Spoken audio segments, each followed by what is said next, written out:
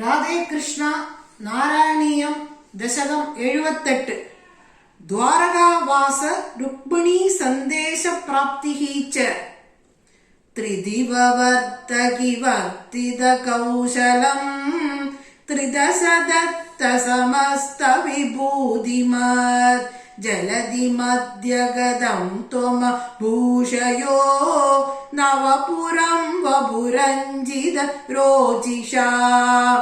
ദദുഷിരേവദ ഭൂഭൃതി രേവതീം ഹലഭൃതേ തനയാ വിധിശാസനാത് महिदमुत्सवकोशमभूपुषः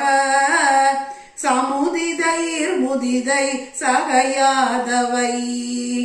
अथ विदर्भसुधां खलु रुक्मिणीं प्रणयिनीं त्वयि देव सहोदरः स्वयमदित्सद चेदि महीभुजे स्वतमसा तमसाधु मुभाश्रयन् चिरधृत प्रणया त्वयि बालिका सपदि काङ्क्षित भङ्ग समाकुला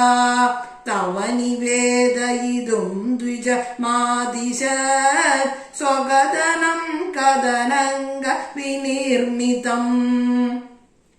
द्विजसुतोऽभिजतूर्णमुपाययौ तव पुरं हि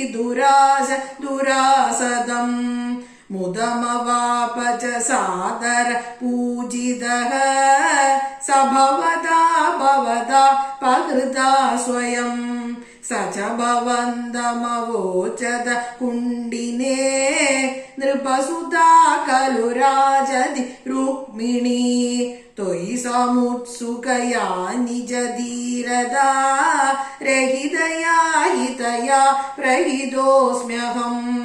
तव हृदास्मि पुरैव गुणैरहम् हरति मां किल चेदि नृपोऽधुना अयि कृपालय पालय मामिति प्रजगदे जगदे कपदे तया असरणां यदि मां त्वमुपेक्षसे सपदि जीवितमेव जहाम्यहम् गिरिगिरासुदनोरद नोद्भृशं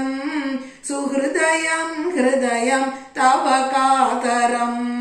अकथयस्त्वमदैनमये सखे तदधिका मम मन्मद वेदना नृपसमक्षमुपेत्य हराम्यहम्